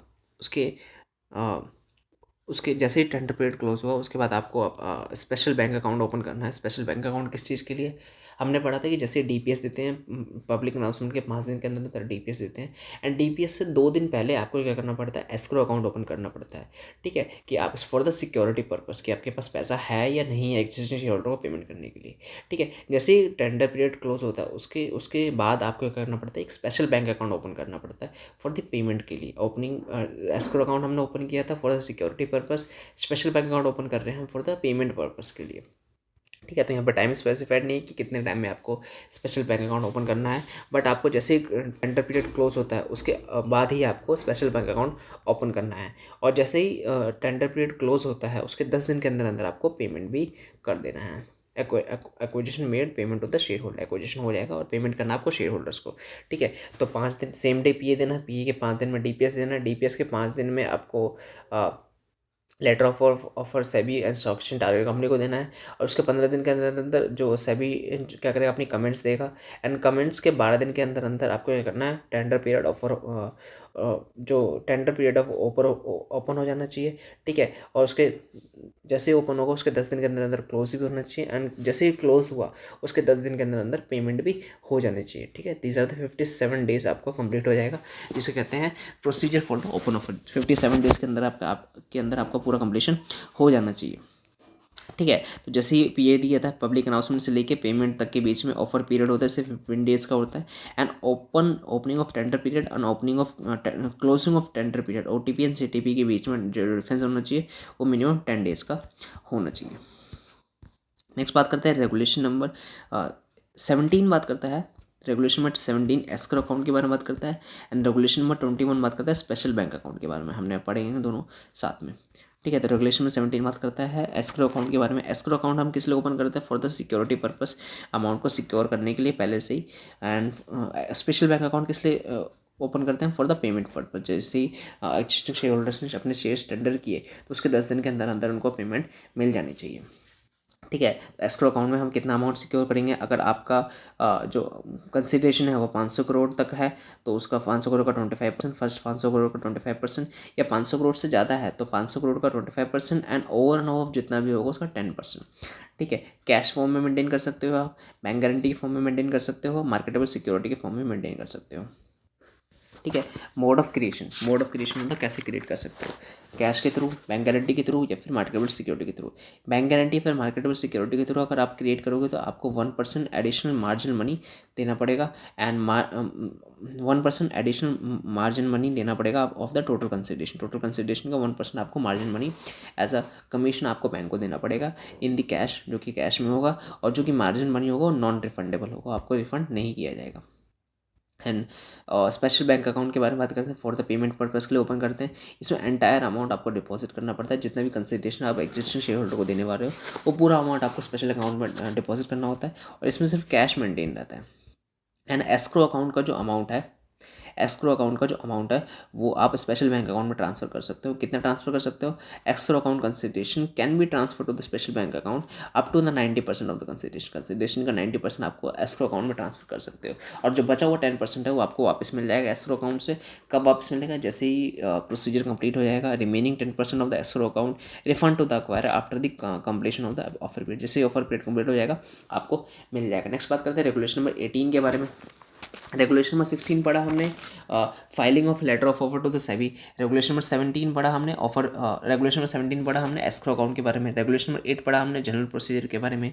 रेगुलेशन नंबर 18 का सब रेगुलेशन 11 सब रेगुलेशन 12 बात करता है, if an acquirer is unable to make the payment, अगर अक्वायरर पेमेंट नहीं कर पाया एग्जिस्टिंग शेयर होल्डर्स को due to the non fulfilment of statutory approval नहीं मिला, या फिर सेबी से अप्रूवल नहीं मिला, then if a SEBI is opinion that is not attributed, SEBI को नहीं लगता है कि ये लॉ के अकॉर्डिंग नहीं है, देन उसको punishment under the SEBI take over code नहीं मिलेगा, बट जो भी टाइम डिले हुआ उसका इंटरेस्ट देना पड़ेगा as specified by the SEBI. Next बात करते हैं section regulation number 18 sub regulation 11A बात करता है कि without the prejudice to regulation number 18 sub regulation 11, if the acquirer is unable to make the payment, अगर अक्वायर पेमेंट नहीं दे पाया, who have accepted upon the open offer, then the acquirer shall pay the interest at the rate 10%, उसको interest देना पड़ेगा delay का। And if delay is not attributable to the acquirer, then the SEBI may grant the waiver for the interest, ठीक है। तो regulation में 18 sub regulation 11 बात करता है कि अक्वायरर अगर पेमेंट नहीं दे पाया, किसकी वजह से पेमेंट नहीं दे पाया, स्टैट्यूटरी अप्रूवल की वजह से या फिर सेबी की वजह से अगर पेमेंट नहीं दे पाया तो उस केस में उसको पनिशमेंट नहीं मिलेगी सेबी टेक ओवर कोड के हिसाब से, और उसको इंटरेस्ट देना पड़ेगा, सेबी जो डिसाइड करेगा, ठीक है। तो उसको अब पेमेंट नहीं दे पाया, ऑब्टेन नहीं मिला, अप्रूवल नहीं मिला उसको सेबी से या फिर किसी और की वजह से, तो उसको पनिशमेंट नहीं देना पड़ेगा, बट इंटरेस्ट देना पड़ेगा सेबी स्पेसिफाई करेगा। और रेगुलेशन नंबर 18 सब रेगुलेशन 11 बात करता है कि अगर वो पेमेंट ही नहीं दे पाया किसी और रीजन से, यहाँ पे सेबी के अप्रूवल या फिर किसी और के अप्रूवल की वजह से किसी और रीजन से अगर पेमेंट नहीं दे पाया जिसने ओपन ऑफर एक्सेप्ट किया था, उस केस में उसको 10% का डिले का इंटरेस्ट देना पड़ेगा। रेगुलेशन सब रेगुलेशन 11 में आपको इंटरेस्ट स्पेसिफाइड नहीं है, सब रेगुलेशन 11A में आपको इंटरेस्ट स्पेसिफाइड गिवन है। नेक्स्ट बात करते हैं रेगुलेशन नंबर 19 के बारे में, जो कि बात करता है कंडीशनल ऑफर के बारे में। रेगुलेशन नंबर 9 बात करता है कंडीशनल ऑफर के बारे में। कंडीशनल ऑफर के बारे में मतलब क्या होता है कि एक्वायरर जब ओपन ऑफर देता है तो टारगेट कंपनी को एक कंडीशन दे देता है कि अगर इस ओपन ऑफर में मेरे को अगर मिनिमम इतने शेयर्स मिले, इतने शेयर्स टेंडर हुए एग्जिस्टिंग शेयर होल्डर से, तो ही मैं ये ऑफर को एक्सेप्ट करूंगा, फर्दर प्रोसीडिंग को कंप्लीट करूंगा, नहीं तो मैं यहीं पर छोड़ दूंगा। ठीक है, तो पहले से कंडीशन बता देता है कि ओपन ऑफर में कि मैं 26% का ओपन ऑफर देने वाला हूँ। अगर 26% में कम से कम अगर मेरे को 20% भी टेंडर हो गए, ठीक है, तभी मैं आगे प्रोसीडिंग को अप्लाई करूंगा, नहीं तो मैं यहीं पे ओपन ऑफर को क्लोज कर दूंगा। इसे कहते हैं कंडीशनल ऑफर पहले से ही कंडीशन डाल देना। ठीक है, तो पढ़ते हैं क्या लिखा हुआ है। Offer in which acquirer has stipulated the minimal level of acceptance is called conditional offer. उसने पहले ही minimal level of acceptance stipulate या फिर गिवन कंडीशंस डाल दी पहले से। ठीक है, offer in which N acquirer has stipulated a minimal level of acceptance is called the conditional offer. And the minimal level of acceptance means the minimal level of the shares which acquirer desires under the conditional offer। मतलब minimal level of acceptance मतलब कि इतने shares तो उसको इस conditional offer में चाहिए ही चाहिए। ठीक है, if number of the shares validly जितने शेयर्स उसने कंडीशन में डाले थे उतने शेयर अगर टेंडर हो गए in the conditional offer is less than the minimum number of acceptance. अगर उतने शेयर्स एक्सेप्ट नहीं हुए, उसने कंडीशन में डाली कि कम से कम मेरे को 20% शेयर्स टेंडर में इस ऑफर में चाहिए, अगर 20% से कम शेयर उसे उस ओपन ऑफर में मिले, then the stipulated by the acquire, then the acquire is not bound by acquire acceptance नहीं करेगा then of any share under offer उस किसी भी एक भी शेयर पे वो अक्वायर नहीं करेगा। नेक्स्ट बात करते हैं acquirer and PSC shall not acquire. Acquirer and PSC shall not acquire the share of the target company during the offer period के टाइम पे वो कोई भी शेयर अक्वायर नहीं करेगा एक्सेप्ट एनी अंडरलाइंग एग्रीमेंट अगर है टारगेट कंपनी और अक्वायरर के बीच में, तो उस केस में वो अक्वायर कर सकता है। नेक्स्ट बात करते हैं रेगुलेशन नंबर 20 बात करता है कॉम्पिटिटिव बिड या फिर काउंटर बिड के बारे में। कॉम्पिटिटिव बिड या काउंटर बिड का मतलब क्या होता है कि जैसे ही एक्वायरर आया उस कंपनी को शेयर अक्वायर करने के लिए उसने ओपन ऑफर दिया, ठीक है, और सामने से फिर प्रमोटर आ गया, फिर कोई और पर्सन आ गया उस कंपनी को अक्वायर करने के लिए एज अ कॉम्पिटिटर या फिर एज अ काउंटर बिड करने के लिए, उसे कहते हैं कॉम्पिटिटिव बिड या फिर काउंटर बिड। ठीक है, तो competitive bid is the one which is made by a person other than the acquirer. Acquirer ने पहले ओपन ऑफर दिया, उसके बाद कोई और पर्सन या फिर प्रमोटर उस कंपनी का या फिर कोई और पर्सन सामने से आ गया अपोनेंट एज अ कॉम्पिटिटर बन के, ठीक है, कॉम्पिटिटिव बिड देने के लिए, उसे कहते हैं competitive bid. Is other than acquirer नहीं होता है। ठीक है, तो competitive bid is the one which is made by a person other than the acquirer who has made an first public announcement and competitive bid can be made with in the 15 days of the DPS के 15 दिन के अंदर आप competitive bid दे सकते हो by the competitive made by the original. जैसे ही DPS दिया किसी ओरिजिनल अक्वायरर ने, उसके 15 दिन के अंदर आप कॉम्पिटेटिव बिड दे सकते हो। नेक्स्ट आता है original acquirer can revise the terms and price on the receiving the जैसे कॉम्पिटेटिव बिड आया उसके बेसिस पे जो ओरिजिनल अक्वायरर था वो अपने टर्म्स एंड प्राइस को रिवाइज कर सकता है। नेक्स्ट बात करते हैं रेगुलेशन नंबर 23 के बारे में। रेगुलेशन 23 बात करता है विड्रॉवल ऑफ ओपन ऑफर के बारे में। किस किस केस में जो एक्वायरर है ओपन ऑफर विड्रॉ कर सकता है। जनरली कि ओपन ऑफर विड्रॉ नहीं कर सकता, बट सर्टन एक्सेप्शंस है जहाँ पे जो ओपन ऑफर विड्रॉ कर सकता है एक्वायरर।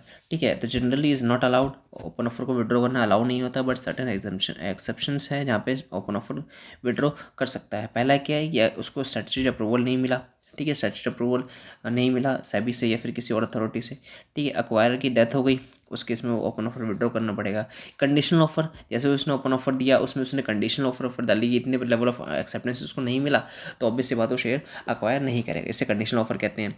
या फिर any other reason as specified by the SEBI. Next बात करते हैं रेगुलेशन में 24 बात करता है कैन अक्वायरर डायरेक्टर बन सकता है क्या। Can acquirer be director in the target company during the open offer. Open offer के टाइम पे क्या अक्वायरर टारगेट कंपनी में डायरेक्टर बन सकता है क्या।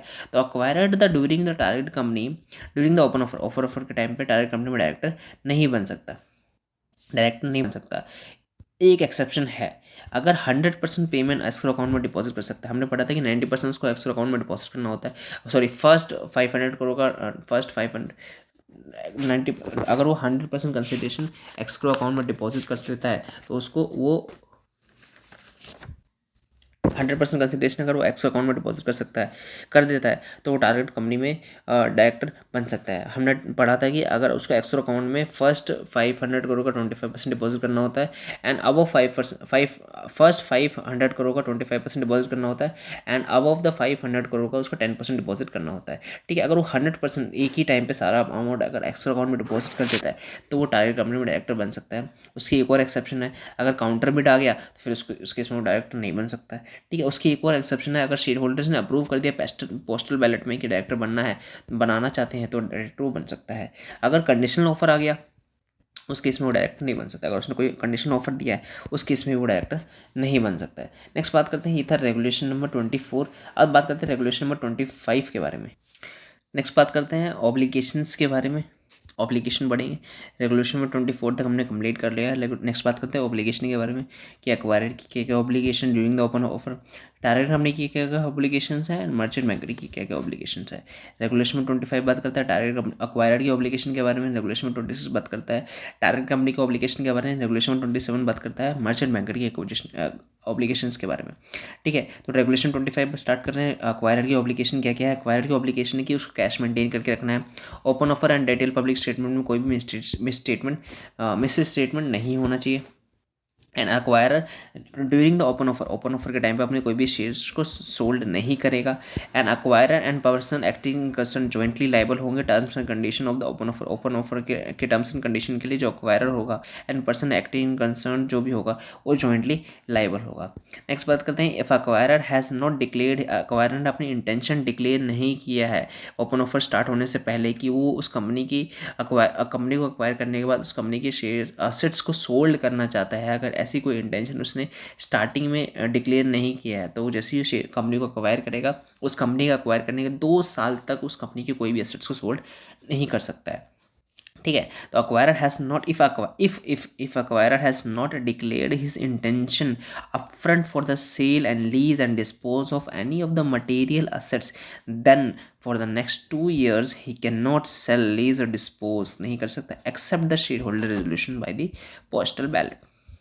नेक्स्ट बात करते हैं रेगुलेशन में 26 बात करता है टारगेट कंपनी की क्या क्या ऑब्लिगेशंस हैं ड्यूरिंग द ऑफर पीरियड। ठीक है, टारगेट कंपनी क्या करेगा during the open period, board of directors of the target company continue करेंगे अपने business as a ordinary course of business के थ्रू, की तरह कि हम ऑर्डिनरी कोर्स ऑफ बिजनेस कर रहे हैं। ठीक है, टारगेट कंपनी कोई भी रिकॉर्ड डेट फिक्स नहीं करेगा कॉर्पोरेट एक्शंस के लिए। ठीक है, जैसे ही OTP स्टार्ट हुआ, ओपन ऑफ टेंडर पीरियड, जैसे ही टेंडर पीरियड ओपन हुआ उसके 3 दिन के बाद या फिर 3 दिन के अंदर अंदर या 3 दिन के लिए कोई भी कॉर्पोरेट एक्शंस के लिए रिकॉर्ड डेट फिक्स नहीं करेगा। तो target company shall not fix any the record date for the corporate actions after the 3 business days और बिफोर द CTP के 3 दिन पहले तक। नेक्स्ट बात करते हैं, target company shall provide the list of the share holder to the acquirer को list of the share holder provide करेगा। And target company constitute a committee of independent director की एक कमेटी बनाएगा टारगेट कंपनी। ठीक है, किस चीज़ के लिए, जो भी एग्जिस्टिंग शेयर होल्डर होंगे उसको रिकमेंडेशंस देने के लिए। Then the target company shall provide all the relevant information to the acquirer and the person making the counter offer। जो भी पर्सन काउंटर ऑफर दे रहा है या फिर जो भी एक्वायरर है उसको रेलिवेंट इन्फॉर्मेशन प्रोवाइड करेगा कौन, टारगेट कंपनी प्रोवाइड करेगा। ठीक है, and committee of independent director का मतलब डायरेक्ट कंपनी एक इंडिपेंडेंट डायरेक्टर की कमेटी बनेगी जिसमें कमेटी में जो इंडिपेंडेंट डायरेक्टर्स होंगे वो एक्जिस्टिंग शेयर होल्डर्स को रिकमेंड करेंगे, इन्फॉर्मेशन प्रोवाइड करेंगे कैसे आपको ओपन ऑफर में या फिर ड्यूरिंग द ऑफर पीरियड आपको पार्टिसिपेट करना है, शेयर्स को कैसे टेंडर करना है। नेक्स्ट बात करते हैं कि ऑब्लिगेशंस क्या क्या है। मर्चेंट बैंकर्स की क्या क्या ऑब्लिगेशन है। मर्चेंट बैंकर एक्वायरर के कैश को चेक करेगा, ठीक है, कि उसके पास कैश है कि नहीं।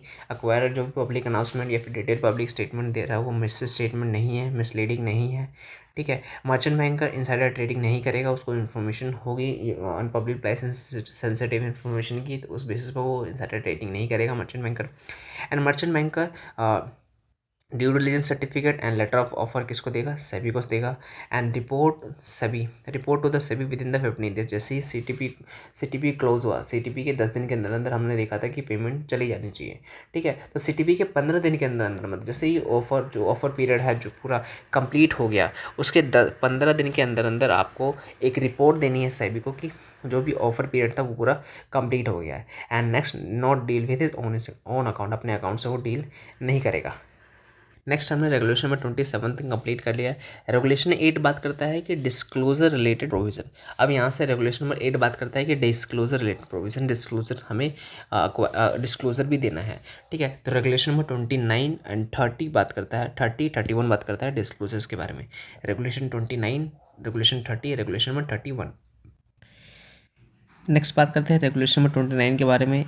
रेगुलेशन 29 बात करता है इवेंट बेस्ड डिस्क्लोजर्स के बारे में। Event based disclosure regulation 29 sub regulation 1, regulation 29 सब रेगुलेशन 2 बात करता है। कंपनी जो कि मेन बोर्ड पे लिस्टेड है उसके लिए कोई भी एक्वायरर अगर 5% या उससे ज़्यादा शेयर एक्वायर करता है तो उसको target company and stock exchange को डिस्क्लोजर देना पड़ेगा 2 दिन के अंदर अंदर, रेगुलेशन सब रेगुलेशन 3 के हिसाब से। अगर वो 5% या उससे ज़्यादा शेयर होल्ड करता है, 5% या अप टू 75% तक शेयर होल्ड करता है, और 2% का बाई करता है या फिर 2% से ज़्यादा बाई करता है, या फिर 2% से ज़्यादा की बात हो रही है यहाँ पर, 2% की बात नहीं हो रही है, 2% से ज़्यादा बाई करता है या फिर 2% से ज़्यादा सोल्ड करता है, तो उसको टारगेट कंपनी स्टॉक एक्सचेंज को डिस्क्लोज करना पड़ेगा 2 डेज़ के अंदर अंदर। नेक्स्ट बात करते हैं रेगुलेशन नंबर 29 सब रेगुलेशन 1 सब रेगुलेशन 2। कंपनी जो कि आईजीपी पे लिस्टेड है, अगर वो आईजीपी का जो डिस्क्लोजर रिक्वायरमेंट है यहाँ पे 5% था, यहाँ पे 10% है, यहाँ पे 2% था, यहाँ पे 5% है, और कोई चीज़ नहीं है। अगर 10% से ज़्यादा शेयर एक्वायर करता है उसको 2 दिन के अंदर अंदर टारगेट कंपनी स्टॉक एक्सचेंज को डिस्क्लोज करना पड़ेगा। एंड 5% या 75% तक होल्ड करता है एंड 5% से ज़्यादा बाई या सेल करता है तो उसको 2 दिन के अंदर अंदर टारगेट कंपनी स्टॉक एक्सचेंज को डिस्क्लोज करना पड़ेगा। नेक्स्ट बात करते हैं 29 सब रेगुलेशन 4 बात करिए। कोई भी एक्वायर जो होल्ड करता है 25% होल्ड करता है 5% या 5% से ज़्यादा and make the pledge of the share को प्लेज करता है। कोई भी एक्वायरर जो 5% से ज़्यादा शेयर होल्ड करता है एंड शेयर्स को प्लेज करता है, then the pledgee need to disclose, pledgee को स्टॉक एक्सचेंज टारगेट कंपनी को डिस्क्लोज करने की जरूरत है, बट इन द 2 डेज़ के अंदर अंदर। बट एक्सेप्शन क्या है कि कोई भी बैंक को प्लेज किया है, फिर पब्लिक फाइनेंशियल इंस्टीट्यूशन, एनबीएफसी या हाउसिंग फाइनेंस कंपनी को, तो उस केस में bank, PFI, NBFC and housing finance company को डिस्क्लोजर देने की रिक्वायरमेंट नहीं है, ठीक है। रेगुलेशन नंबर 29 सब रेगुलेशन 4 बात करता है। नेक्स्ट बात करते हैं रेगुलेशन 29 बात किया हमने कॉन्टिन्यूअल इवेंट बेस्ड डिस्क्लोजर्स के बारे में, जो कि 2 दिन के अंदर डिस्क्लोज करना पड़ता है। नेक्स्ट बात करते हैं regulation number 13 continual based disclosures में 7 डेज़ के अंदर डिस्क्लोज करना पड़ता है। रेगुलेशन 30 बात करता है कि कोई भी एनी पर्सन जो 25% शेयर उससे ज़्यादा होल्ड करता है उसको 7 दिन के अंदर अंदर में टारगेट कंपनी स्टॉक एक्सचेंज को डिस्क्लोज करना पड़ेगा। और रेगुलेशन 30 सब रेगुलेशन 2 बात करता है कि प्रमोटर की होल्डिंग, प्रमोटर को डिस्क्लोज करना है अपनी होल्डिंग 7 दिन के अंदर अंदर end of the financial year target company stock exchange को डिस्क्लोज करना है। नेक्स्ट बात करते हैं रेगुलेशन नंबर 31 बात करता है disclosure by the promoter. Promoter disclose करेगा एनी प्रमोटर की शेयर होल्डिंग कितनी है, प्रमोटर ने कितना शेयर्स को प्लेज कितना किया है, कैंसिल कितना करवाया है, रिलीज मतलब एंड वो कितना करवाया है, उसको 7 दिन के अंदर अंदर डिस्क्लोज करना पड़ेगा। तो रेगुलेशन नंबर 29 में बात की हमने, रेगुलेशन नंबर 29 में बात किया कि 2 दिन के अंदर आपको डिस्क्लोज करना है target stock exchange target company को। And regulation number 30 regulation number 30 and regulation number 31 में बात किया हमने कि आपको 7 दिन के अंदर अंदर डिस्क्लोज करना है टारगेट कंपनी या स्टॉक एक्सचेंज को। नेक्स्ट हम पढ़ रहे हैं कि कंक्लूजन में हमने ऑफर पढ़ा, हमने देखा कि हमने मैंडेटरी ऑफर के बारे में पढ़ा, वॉलंटरी ऑफर के बारे में पढ़ा, कंडीशनल ऑफर के बारे में पढ़ा एंड काउंटर ऑफर के बारे में पढ़ा। मैंडेटरी ऑफर रेगुलेशन में 3, रेगुलेशन 4, रेगुलेशन 5 बात करता है 26% के लिए। वॉलंटरी ऑफर रेगुलेशन 6 बात करता है कि प्रमोटर जो एक्वायरर है ऑलरेडी होल्डिंग 25 से 75% तक की होल्डिंग होल्ड करता है, 10% तक वॉलंटरी ऑफर दे सकता है। कंडीशनल ऑफर रेगुलेशन में 29 में पड़ा कि ओपन ऑफर आपको 26% का आपने ऑफर दिया, कंडीशनल मिनिमम कंडीशन आपकी 20% की कितनी भी उसने जो minimum level of acceptance prescribe किया ओपन ऑफर में उसको उतना कंप्लाई हुआ तो ही वो शेयर एक्वायर करेगा, नहीं तो शेयर एक्वायर नहीं करेगा। काउंटर ऑफर मतलब होता है कि एक्वायरर ने ओपन ऑफर दिया और सामने से कोई और प्रमोटर या फिर कोई और पर्सन आके काउंटर ऑफर देते उसे कहते हैं काउंटर ऑफर। नेक्स्ट बात करते हैं, ये था रेगुलेशन नंबर 31। अब बात करते हैं रेगुलेशन नंबर 32, उसके बाद रेगुलेशन नंबर 33, 34, 35, ये 3 रेगुलेशन हमारे एग्जाम के लिए इंपॉर्टेंट नहीं है। नेक्स्ट बात करते हैं रेगुलेशन नंबर 32 के बारे में। बात करता है power of SEBI to issue direction. SEBI की पावर के बारे में, सेबी पावर दे सकता है कि आपको वोटिंग राइट यूज़ नहीं करना है, ठीक है, किसी भी पर्सन को। सेबी बोल सकता है कि ये शेयर्स को इन्वेस्टर एजुकेशन प्रोटेक्शन फंड में ट्रांसफर करो, या फिर फेयर प्राइस डिटरमाइन कर सकता है ऑफर प्राइस के लिए, ओपन ऑफर देने के लिए, या डायरेक्ट कर सकता है पेमेंट ऑफ इंटरेस्ट देने के लिए। ये कुछ पावर्स है जो सेबी कर सकता है। नेक्स्ट बात करते हैं रेगुलेशन 33, 34, 35। ये एग्जाम प्रोस्पेक्टस से इंपॉर्टेंट नहीं है। That's all for today.